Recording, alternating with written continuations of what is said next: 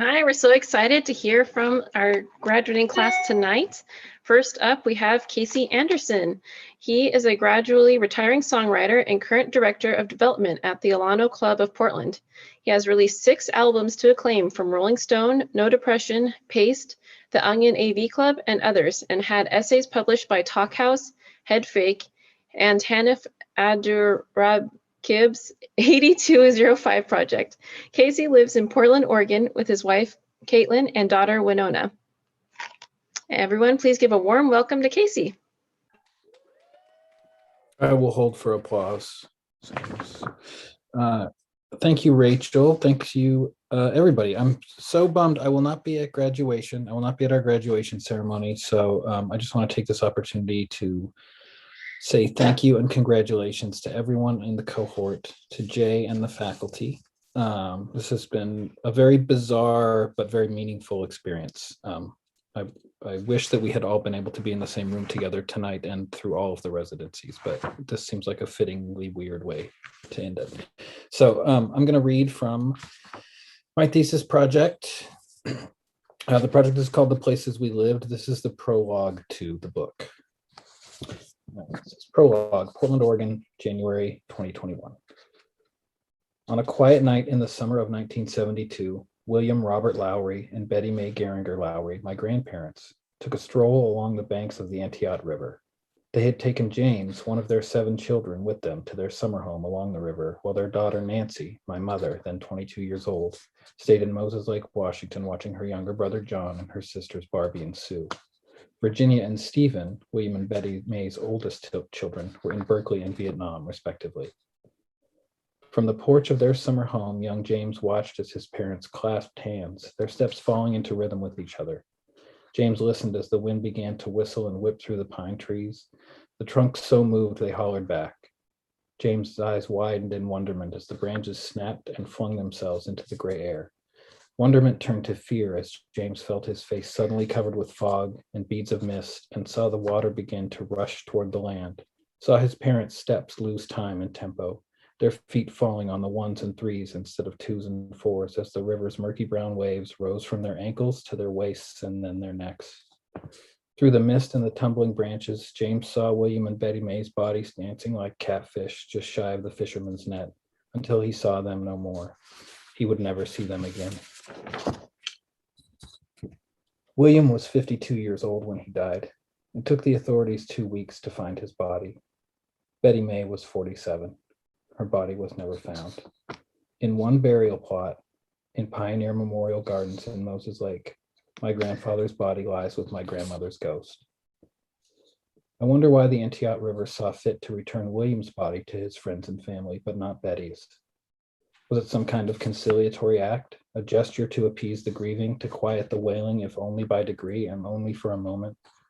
What was it about Betty that the river couldn't release?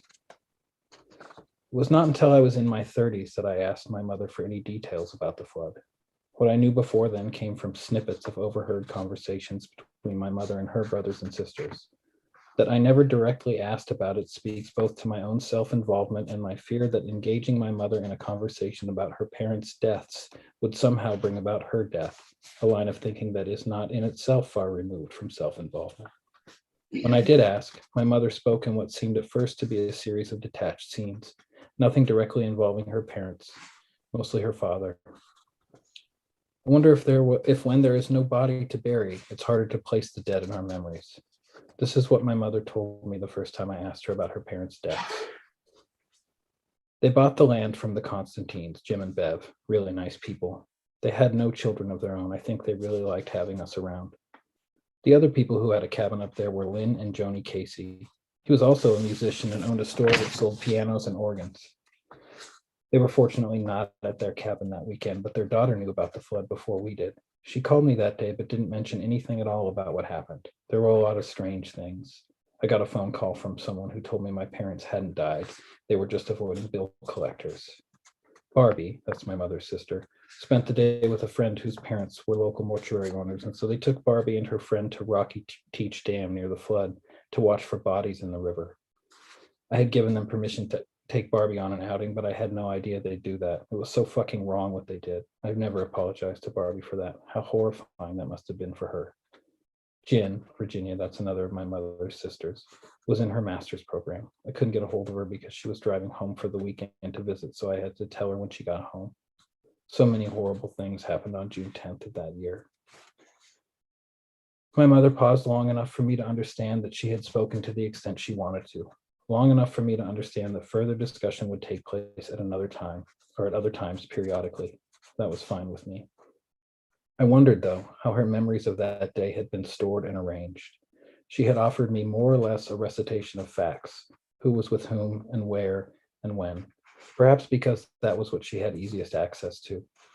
Perhaps to dig deeper would have been more work than she could bear at the moment, or perhaps she thought giving me some sort of framework for where everyone else was might help me in contextualizing things in some way. Every bit of information my mother gave me in that first conversation revolves around the responsibilities that had fallen to her in the immediate wake of her parents' deaths. It was my mother who received a phone call from someone who should have informed her about what happened, but inexplicably made no mention of it. It was my mother who allowed her young sister into the care of the family who dragged Barbie along on their morbid errand. It was my mother who had the responsibility of informing her visiting sister of what had happened. Perhaps it is not that my mother can't or won't readily access the memories of her own grief and terror. It's whatever trauma she experienced in that moment, on that day, had to be immediately swept aside in order to comprehend the logistics of survival.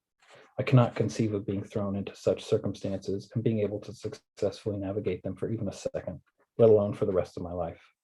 My mother was 22 when she began raising her 4 younger siblings, John, Sue, Barbie, and James. And by the time she and my father had ushered the youngest of them out the door, my mother was pregnant with me. While unexpectedly becoming a mother in one's early 20s is not especially rare, unexpectedly becoming a mother to 4 children of varying ages without the 9-month runway of pregnancy is not commonplace, and so it makes a good deal of sense to me that when asked about her own parents, the first memories my mother reaches for are those of her instantaneous transition from daughter to mother. I say that I cannot conceive of being thrown into such circumstances and navigating successfully, but maybe that's not true. How does anyone know what they can or cannot adapt to, what they can or cannot tolerate until they're in it, whatever it is? I did not believe I would survive incarceration. I was not shy about sharing that belief with my family, my attorneys, and anyone within earshot during my first month in prison, and yet I did survive. And not through some Herculean feat of perseverance and willpower, but simply through not dying. I lived in prison until I learned how to live in prison. My hunch is that likewise, my mother's primary act of heroism in those first few hours and days after her parents died was her ability to keep living. I wonder if the dead know what they've left behind. The living have the capacity to understand who might miss them and how they will be missed when they're gone, but I don't think anyone is capable of understanding the totality of absence and the way people scramble to fill the voids left by the departed. I understand on a rhetorical level that were I to die tomorrow, my wife and mother and probably my brother would miss me, but I have no concept of what the depth of grief would look like or how it would look. It's a strange and narcissistic thought exercise to try and imagine how grief might manifest itself in your loved ones when you're gone, and when you've grown accustomed to making grief transactional, and we've grown accustomed to making grief transactional. You will lose me, but in my departure, to balance the scales of your grief, I will leave you these things. My mother has told me that as a child, I was obsessed with the idea of death. I have no clear memory of this, and as an adult, I do not spend an inordinate amount of time thinking about my own death, but it does make sense to me that someone born into a family where death has moved swiftly and unexpectedly might harbor some anxiety around that. How would my mother's life have been different? How would her memories have been different had she been prepared for June 10th, 1972? That is all. Thank you very much. Awesome, Casey. Thank you so much.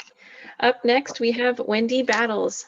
Wendy will be reading to us from her thesis titled Battles. Everyone, please give a warm welcome to Wendy. I guess this works better if I take it off of mute. Hi, everybody. I just want to read a section from the chapter titled Mother. Mother always made certain we had positive, identifiable images in our home. Our Christmas ornaments depicting angels, Santas, carolers, and Jesus, including the various manger scenes we had over the years, were all black. In the early years, they definitely came from the stores white with blonde hair and blue eyes, but Mother had the remedy for that. She was very skilled with paints and a paintbrush. Mother made her artistic skills, put her artistic skills to work, and every angel, Jesus, Mary, and Joseph, that entered our house was converted in short order from beige skin, blonde hair, blue eyes to brown skin, black hair, black eyes. As well, the shepherds and wise men were made to expose their true African origins.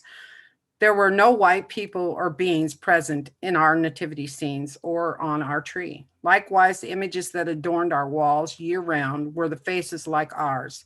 She was most fond of the copies of paintings and statues of the Black Madonnas. My uncle would bring them to her from Russia and Greece. Mother made sure we were celebrated for the skin we were in and the features that confirmed our ancestry. She always condemned the media when they presented anything different as beautiful. She's ugly, Mama would say. She's got no lips, that skinny pointed nose. She looks like a witch. And she has no shape, just a flat board like an ironing board. And her hair just hangs there, stringy, straight, and lifeless. That's ugly. Mama made sure we knew and understood that Black people were very beautiful. Far more than white people, she would say. She made sure we knew that despite what they said on TV, how they drew us in cartoons, or the ignorant behaviors that fit into their images of us were acted out, she made sure we knew those images and actions were lies. She made sure we knew all Black people were beautiful. Well, I knew ugly people came in all colors, so it didn't take long for me to use my youthfulness to figure out what she was doing, and I was grateful. Today in my mother's house, you will find various works of art. Every face presents an image that her children, grandchildren, and great-grandchildren can and do identify with, just as it has been all of my life. When the schools insisted we couldn't wear afros because they were too distracting, Mama told them to go to hell and made sure all her children wore afros, and she dared them to do anything about it, promising lawsuits. When teachers said horrible things to us, Mama gave us permission and the words to use to put them in their place. Irvington School was why this permission was given. So many teachers, Black and white, said horrible things to my older siblings. They have many stories of teachers who abused them verbally and physically. I've heard stories of teachers slamming my sisters' heads against the wall, calling them names and more. One story I remember well, because I met the woman years later, was of Miss Gwynn. Miss Gwynn, a Black teacher who hated my sisters, slammed Trace's hands in a piano once. As a reflex, Trace swung at her and hit her in her face. Miss Gwynn told the principal, Mr. Gerald, and Mama was called. Mama came to the school for a meeting on the matter, and she told Miss Gwynn she was lucky it was Trace who swung at her. She warned her never to harm her children again, or Mama would be the one to hit her back. She heeded the warning well. When I was in second grade at Irvington, my Black teacher married my Black principal, Mr. Gerald. My Black principal, Mr. Gerald, had lost his white wife to cancer and was raising his children on his own. When he married our teacher, our class was subjected to substitutes for the remainder of the year. The first of them, who was to be permanent, was a young white woman. One day in class, we were all doing artwork, and many of my classmates were talking and walking around. It was like free time during art, so this was the norm. I was at my desk with my knees in my chair, working on my project. I asked the child opposite of me for a crayon, and the teacher struck me hard with a yardstick, hard enough to break it across my butt. The whole class gasped and was stunned into silence, trying to figure out what just happened. I looked at the teacher, eyes full of tears, and asked why she'd hit me. She told me to shut up and sit down. Why did you hit me? I asked again. You need to shut up and sit down. You don't get to be loud and run around this classroom like a wild animal. She looked at me with a cold and stony glare, and then the corner of her mouth went up ever so slightly. But her eyes were the real giveaway. She was gleefully waiting for me to cry. I wasn't running around. I was sitting right here. I just asked for a crown, I said, as the other children chimed in to confirm my actions. The teacher simply said, sit down and shut up. I was so angry and in such pain. Adrenaline was rushing through me and my body was physically shaking. I didn't want her to give her what she wanted. I refused to cry. But when I knew I couldn't hold the tears back anymore, I jumped to my feet and yelled at her, my mother's going to kick your ass, you bitch. I'm going to tell her right now. And I darted out the door, ran down the hall and out of the school. I ran 3 blocks to my house. And when I got there, I told Mama everything. She grabbed me by the hand and we went right back up to the school. Mother stormed into the classroom and the teacher was shocked to see her coming. Like the terrifying tones of Godzilla, Mama yelled, how dare you strike my child? The teacher began to stutter and stammer, saying nothing intelligible. Mama continued on, I will kill you if you ever touch my child again. Pick on someone your own size, you rotten bitch. Then Mama picked up a ruler from the desk and broke it across the teacher's face. And I looked her in the eyes with the same stony glare she gave me when she hit me. That substitute did not return. There was a regular teacher at our school named Miss Cook. She was a very tall and slender old white woman with white hair and a long pointed nose that inspired the children to call her a witch. She taught first grade and all the kids disliked her because she was so mean. Brother had the misfortune of being assigned to her class, and Miss Cook was exceptionally mean to him. On more than one occasion, Mama had to call or come to the school to address issues involving Miss Cook. One day, Brother came home crying. He showed Mama bleeding punctures in his neck made by Miss Cook's nails. Mama was furious. She ran back up to the school, and when she entered the building, the teachers could be heard yelling toward the office, here comes Mrs. Battles. Mr. Gerald had Miss Cook barricaded in his office before Mama arrived. The other teachers were warning them that she was on her way to take care of this horrible woman who deliberately stabbed her first grade child with her nails. And Mr. Gerald, even after seeing what she'd done to Brother, still defended and protected her. He protected the adult and not the child. This earned him an earful of colorful words from Mama.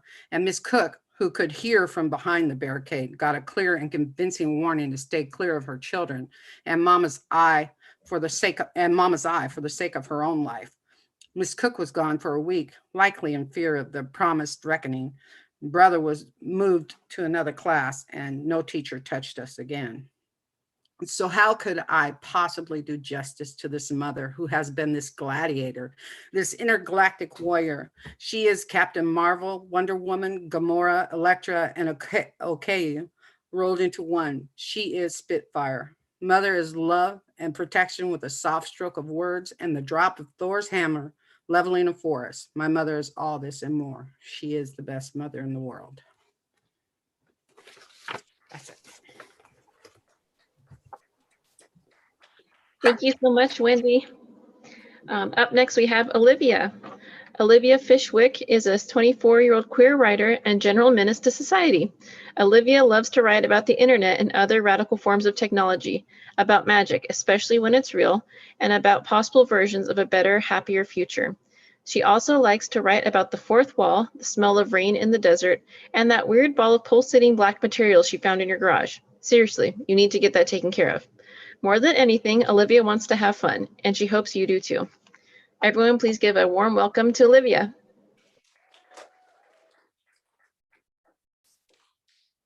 Hi, everyone. I think I can be heard okay. The camera's not responding to me the way it normally does on Zoom. That's okay. Yeah, so here I am. So my thesis is called The World Record. It's a book that is absolutely about everything that was just said. It is about meta and the internet, and it's super cool and awesome, which is why I won't be reading from it for you today. I'm going to be reading a different piece that I made recently. As some of you know who have been talking to me over the residency, I have had some personal crises happen recently involving having to leave my house and a bunch of other things that happened with my family. And I've had to reevaluate a lot of my relationship with family as a result. So I have a piece that's about that, and that's what I'm going to read. It is entrenched in Greek mythology. So if you're not familiar with the story of Persephone, too bad. No, just kidding. Persephone is Demeter's daughter, and she is kidnapped by the god Hades. She's tricked into going down into the underworld, and eventually has to spend half of the year with him and half the year on the surface with her mother, which is how we get the different seasons. Yeah, it's a little bit about that. We'll get right into it. So this piece is currently called The Female Death Cult. I may change that name later, we'll see. When Persephone got to leave the underworld for the first time, it is said she wrote a letter for Hades. It was not a long letter. It was simple, plain, and far kinder than her abductor deserved. It started something like, "My lord, if only you had approached me with the love I yearned for, instead of taking me like I was a thing." It was a measured letter, plaintive, poetic, above all, forgiving. It is no surprise that he tricked her into staying right after. Men like that don't do well on a bruised ego. On the night Hades kidnapped Persephone, she was running away from home. People often leave that bit out. In most versions, it's all about the friends she was with, the pretty flowers, but it wasn't really like that. She had another fight with her mother. The flowers were a distraction, a way to make her feel better. When she left that day, she wrote a letter for her mother, too. That letter was, approximately speaking, the exact amount of kindness her mother deserved. It started like this: "Fuck you. All my life you have done nothing but squander every opportunity I had to flower. Some goddess of the harvest you are. You have always been so loving, but I think that love turns into control when you are not looking," and so on. It was a calculating letter. Every word was carefully chosen to sting. She couldn't help it. She was raised on Demeter's own chilly, callous anger. She could do not but mimic it back. Her mother wasn't bad as far as mothers go, but she was fairly awful as far as people went. Demeter knew Persephone's father didn't really love her. Persephone's father didn't really love anyone. Her daughter became a symbol of what they once had or had pretended to have. Demeter could use her as leverage. Demeter could use her to make him come back. So it happened that whenever they had a fight, one would threaten the other with Persephone's father. "I'll call Zeus," Demeter would say, voice cracking in rage. "I'll call Zeus over here right now, and mark my words, he will put you in your place." And Persephone would say, "He's exactly the sort of man you're afraid to marry, and he's why you keep hiding me from the world." And she was right, which made Demeter very angry. So Demeter would say, "You're full of shit." And Persephone knew she was being lied to. She knew she was being stonewalled by her mother's own cowardice, and that made her angry. Then the screaming would start. Most of the time it was just screaming. Demeter would say horrible things about Persephone that weren't true. "You're ugly, you're disgusting, you're lazy, you don't know how to be a woman, you're fucked up in the head, you're manipulative, you're dangerous." And she had a special talent for insinuating that these were the real reasons Persephone didn't have any suitors. But Demeter never said it outright. That would be too much of a lie. No, if she only implied it, it was harder to respond to. Persephone had to spend precious seconds thinking up a response that would cut through to the truth. Precious seconds that Demeter could then fill with more screaming. Both of them knew what was really going on. Demeter was turning down all of Persephone's suitors, hiding them from her before they could even meet, designing rogue encounters to cull the interests of men. Demeter knew she would lose ground if they ever honestly discussed this, so she acted like it wasn't happening. Persephone would struggle in vain to keep their arguments on topic, at times outright begging her mother to just stop. "Please, just let me talk to them on my own," she would say. "That's all I ask. Just let me be in charge of my own life. Why is that so hard for you?" And Demeter would say, "I don't even know what you're talking about." Demeter would say, "Let me talk to who? Are we talking about your father now?" Demeter would say, "You need help." Sometimes it wasn't just screaming. Sometimes it got violent. And usually that was Persephone's fault, and she knew that. She tried to keep herself calm, but after years and years of listening to nothing but her mother's lying and screaming, it had become too much to bear. It was like there was a reservoir in Persephone, a well of life-giving water. And each time she fought with her mother, she had to drain some of the water in order to heal herself. For a long time, that worked. Persephone learned what patience was. She learned that she wouldn't be able to get what she needed from her mother after a fight, so she would have to provide it for herself. She thought to herself, "This is okay because I know what the truth is." She thought to herself, "This is okay because one day it's going to be over." But it was never over. Persephone came of age and then well past it, and still she was trapped in her mother's house. Still she could not find a way out of Olympus. And slowly but steadily, her well began to run dry. Slowly, her patience ran dry. Once she struck them. Once she sort of pushed her in the face, just trying to get her to shut up, really, but she must have used her nails on accident because Demeter was bleeding afterwards. Once she came at Demeter, screaming, trying to look big and scary the way her father did. She didn't even touch her that time, and still Demeter ran into her bedroom, sobbing hysterically, and called Zeus on the phone and kept talking until Zeus was convinced that Persephone had tried to murder her. After a while, Zeus and Demeter started treating her like some sort of fugitive, like she was one of the Titans, like she'd just gotten out of a prison cell in Tartarus. She tried to explain her feelings to them. She told them about the well. She told them about a dream she had where she found a house with a basement, and in the basement was a ladder to an underground network of tunnels. She knew by way of queer dream logic that somewhere in those tunnels was the base of her well. If she could just find it, she could fill it up again, but she didn't know with why. She didn't have any water. She woke up still looking for the base of the well. She wanted them to see that she was trying, that she had always been trying. Every fight she had ever had with Demeter had been nothing more than an attempt to set the record straight. She was trying to be a good person, and good people don't let the truth go unspoken. Isn't that right? She would ask Zeus, the father of the heavens. Aren't I supposed to fight for what's right? And her father would waffle and shrug and dodge the question. I don't see what this has to do with your mother, he would say finally. Her father rarely helps the situation. Sometimes Persephone would call him herself, desperate for anything that might stop the screaming. And sometimes he would actually come over, but most of the time he would just yell at them to shut up. Usually, if he helped at all, it was Demeter who was helping. He would show up and try to act pragmatic. Now, I'm sure there's a reasonable explanation for all this. Why don't you both tell me what happened? And Demeter would jockey to go first, and then she'd tell a version of the story that was as long and as detailed as she could make it, so that by the time she was finished, everyone was already exhausted. Then Persephone would feel compelled to correct all of the stretched truths and white lies in Demeter's narrative, and it would make her version of the story sound jumbled and confused. Not that it mattered. One of them would always interrupt her before she could finish anyway. Demeter would take something she said out of context and claim it as evidence for some other unrelated thing. Then Persephone would try to refer back to her version of events to clarify what she was saying, but neither of them would remember anything from her story, so she'd have to start it all over again and get interrupted again. Sometimes, very rarely, she felt like she might have got through to them. Demeter would say one of the nice things that Persephone wanted to hear her say, like, I didn't mean to make you feel like you weren't heard, my love. I don't want to fight with you. And Zeus would say something like, I think I understand that you want to have freedom. I want to help you with that. And Persephone would feel something rush in her, something big and deep like hope. And sometimes she thought it might be the feeling of her welfare. Then it would all happen again 2 weeks later.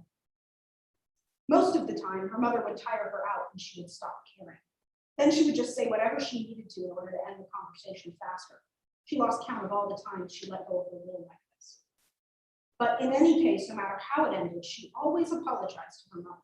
She apologized even if she didn't think she'd done anything wrong, because it was the right thing to do, because her mother seemed genuinely hurt, and doesn't she deserve to be comforted too? Because it takes two people to have a fight, so Persephone must have done something wrong, even if it didn't feel like she had. Most of the time, her mother didn't apologize. And if she did, Persephone usually had to ask for it first. When Persephone asked, Demeter would look at her sickly for a moment, as if the question was a piece of rotten food she had to swallow. Then she would give a vague apology that sounded like it came out of her heart. Persephone was always too afraid to say anything other than I accept. One day, they were fighting and Demeter was threatening to call Zeus like usual.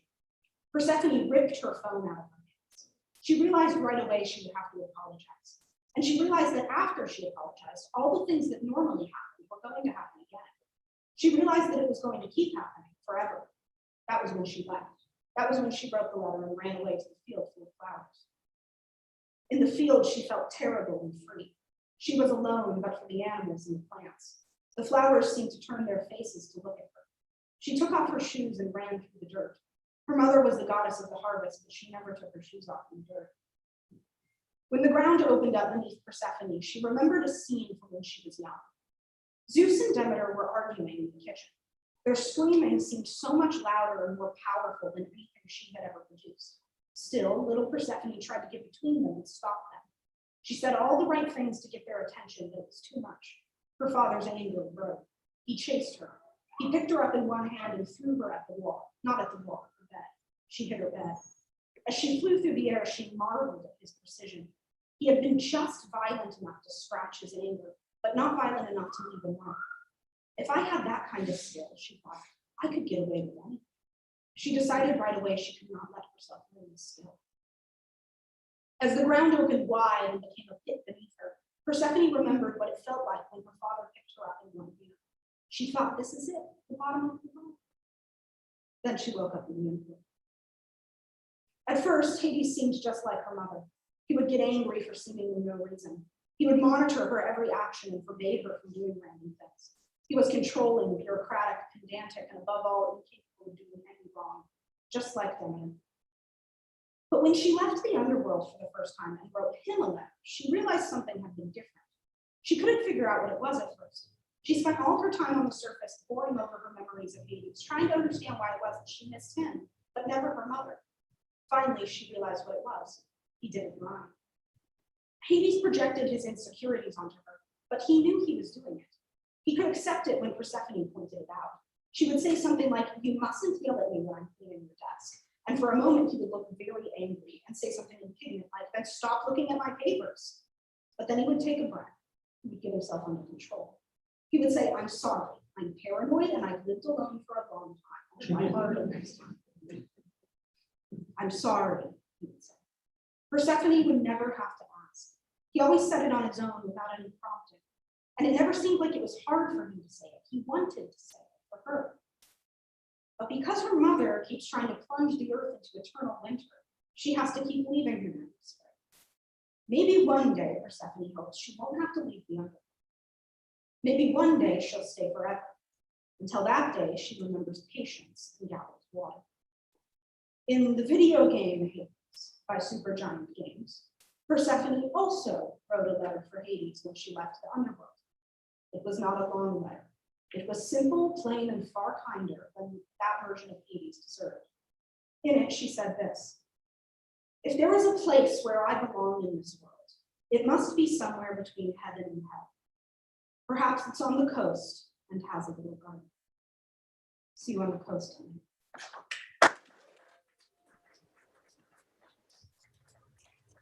Awesome. Thanks so much, Olivia. And last but not least, we have Jana Lopez. Jana is a transformational writing coach, creative writing teacher, and published author of Me, My Selfie, and I. She's currently completing her second and third books, one, a collection of poetry, and the other, a guided exploration of the creative process for self-discovery through writing, based on her work with hundreds of students. She hosts the talk show podcast Identity Talk. In June of 2021, she was recognized by the Hillsborough Chamber School to Career Program as Volunteer of the Year for her weekly writing workshops created for teen students during the pandemic. Award nominees are chosen based on the volunteers' efforts to promote and model lifelong learning as key to the students' future success. She lives and conducts creative writing retreats in Santa Fe, New Mexico. Everyone, please give a warm welcome to Jana.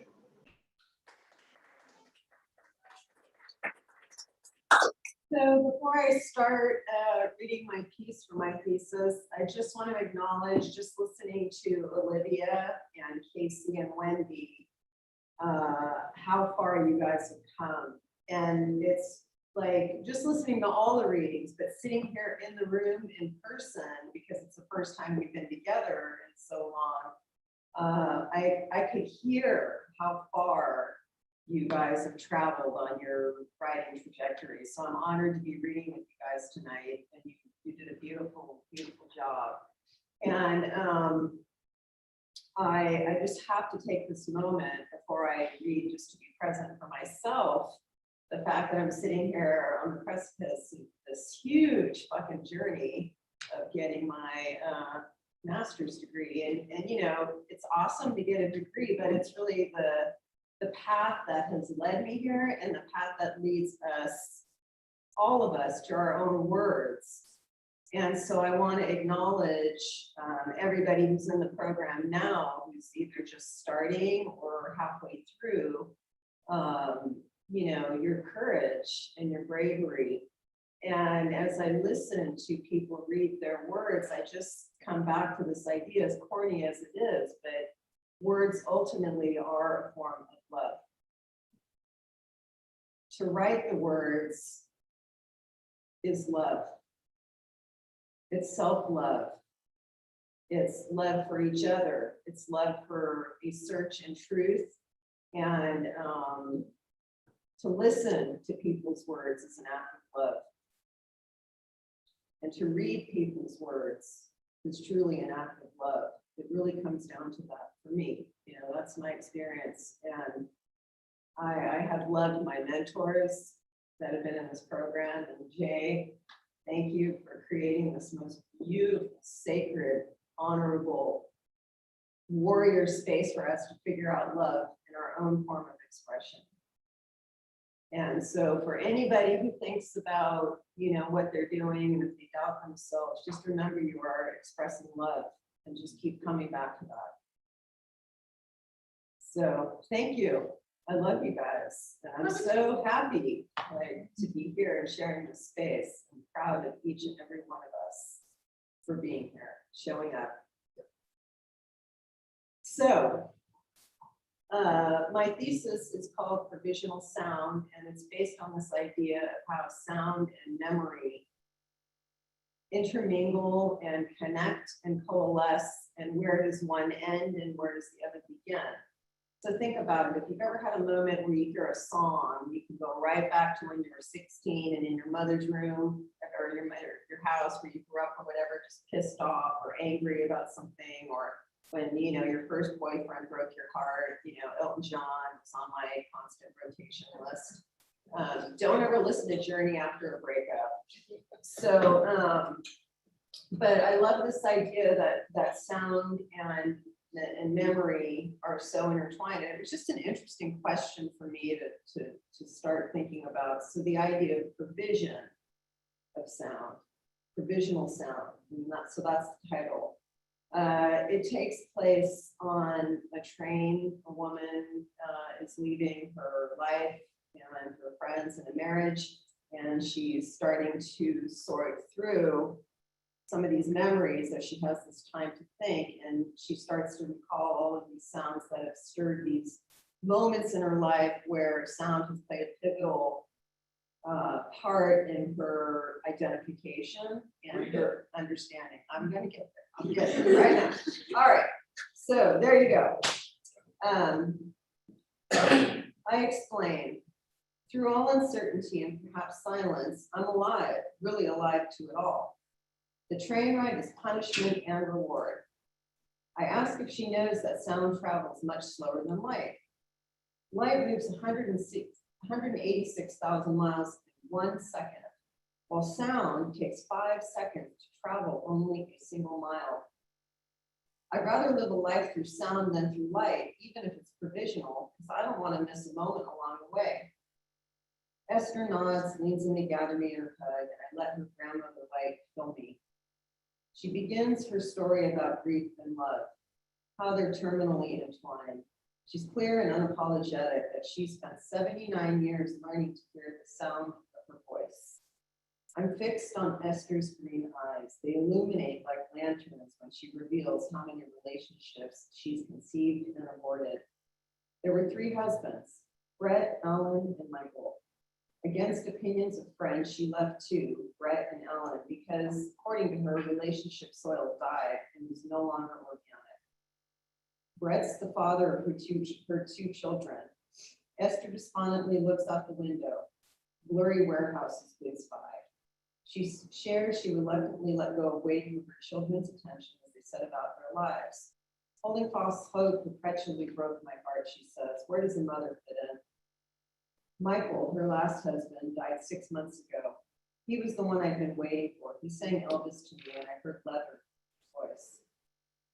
Esther offers her grief and says that her life had healed in Santa Fe. She describes pink summer storm clouds, golden light, pinyon, aroma, amber hills, sounds of circling raven, and connection to the beating heart of time itself. The turquoise sky called me. Ever since feet touched the desert earth, I was home. I understand about death and loss and love and hope and choices and leaving those we love and being left behind. Tears well, sitting across from me, crammed into a single red vinyl seat. I see my grandma buried beneath a sheet carried on a plank to the piercing whistle of a tea kettle, and Esther pulling Kleenex from her blue cardigan pocket to dab lantern-lit eyes as Michael sings Elvis to the tune of Leather, and Marty weeps holding a chilled Budweiser pointing at Forever Dolphin as I said goodbye, and Tony singing Billy Joel into my hair, and his warmth from his thumping heart keeps time, and Balloon Kid holding a red sunflower tied to a string, handing it to his mother, and Tracy coughing and laughing and passing a bong as I cry into bloody underwear and stare at bathroom stars. And my mom, she's in that seat too, holding a box of ding-dongs, crying she's lonely and that I can't go outside. And my distant son and daughter, whose beguiled love reverberates an empty, full tapestry of passing time, and burnt matchsticks that echo sizzle, and tired vodka bottles that really worked hard to disengage silence, and strangers, maybe a dozen, breathing heavy shadows from dark corners, weeping abandonment through slaps of my vacant house. I'm there too, wedged in with the others, yet standing alone, clutching a violet hoe in a barren field, tilling endless soil under the organic turquoise sun. After several restless days, exhaustion wins. I sleep, I dream, and I dream I die. Grief floods my body with cold warmth. I lie still to hear what death sounds like. In death, I hear voices of regret, voices which recall ancient ancestral love. I wish death was silent. I hear each voice I always disappointed, every echo of unspoken words, every apology I couldn't utter, every dream I ignored. These are a cacophony of unheard sounds that beg for release upon death, to be free from trapped silence that stored them. My dead body's ears no longer hold my head. They float away and back and away again, attached by the line of a stretched, lone drum. An elastic tether of recollection, music, anger, sadness, wind, waves, details, and dreams. They heard what the heart whispered is true, if only for a moment. Deaf ears listen to fibers of everythingness, of belonging and sorrow, the sounds life makes when you can't hear them. Ghosts of all I couldn't hear tell me so in death. I'm sad for all I couldn't hear. Sadder for memories of all I could. The time I've been dead, I wonder who cries, whose heart stalls for my passing, who will carry forward my name, my face, or the sound of my voice. I'll be a known ghost for a generation, only to become an unknown ghost, an infinite ghost, once the last person who knows me then dies. Would I want to be a forever ghost? Shouldn't ghosts die too? How does one die a death once they're already dead? And what does that sound like? Maybe a ghost death is truly silent. In this death, I hear wind chimes and pounding hammers, fast-moving trucks and buzzing bees, and squawking ducks and declarations of regret. Voices carry regret, and through echoes, I stretch to hear one more time the chorus of my children's voices. Yet, I wish I could reincarnate the memory, the imprint of their soft hands, childhood fingertips with perpetually bitten nails, the ones that once welcomed mine as they sought the shelter of my hands. Tenderness of their hands is alive. For days, I carried my children's voices in a hollow heart that echoed their familiar, respected laughs. The echo was deep with hope and grief and enduring love that somewhere mother and child had died, although they were still there, infinitely alive in me. But now that I'm dead, and the togetherness of mother and child, ultimate we, die with me. What of them will they carry throughout their lives as their own ghosts? Without our voices reaching each other's, will petrified ghosts ever be silenced? I wake up with death sounds simmering. It was lonely, only I was everywhere. To hear my own death and embody my own sense of grief was extraordinary. Exoneration, dreaming in sound, filtering through ethereal waves of memory.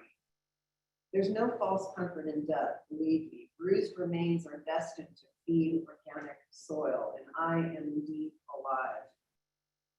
Have you ever slept on a train? You're asleep and awake. Motion and noise are constant. Los Angeles, the destination, is only a few days away, and I have no vitality for this thought. I will never take another train. I want my bed. I want a cold pillow. I've seen dozens of people get on and off of each stop.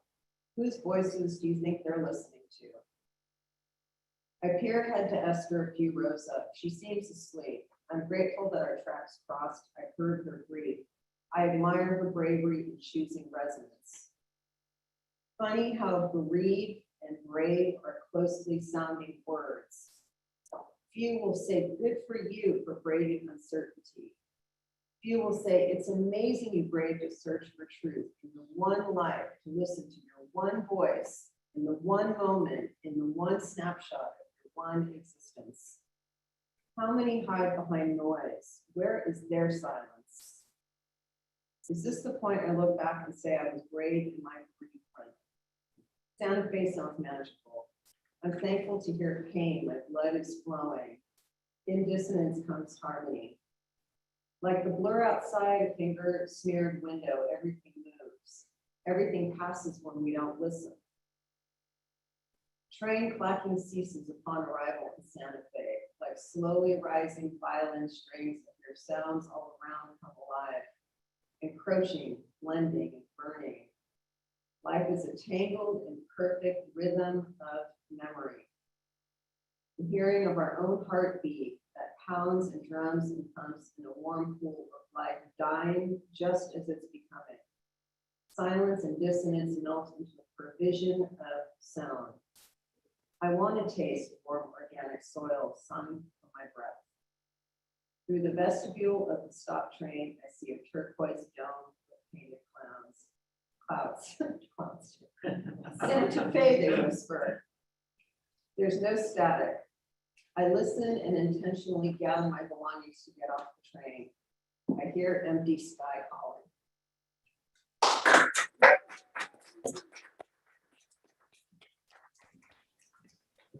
Thank you so much, Jana. That was awesome. And thank you to all of the readers tonight. You guys did such an amazing job, such powerful work.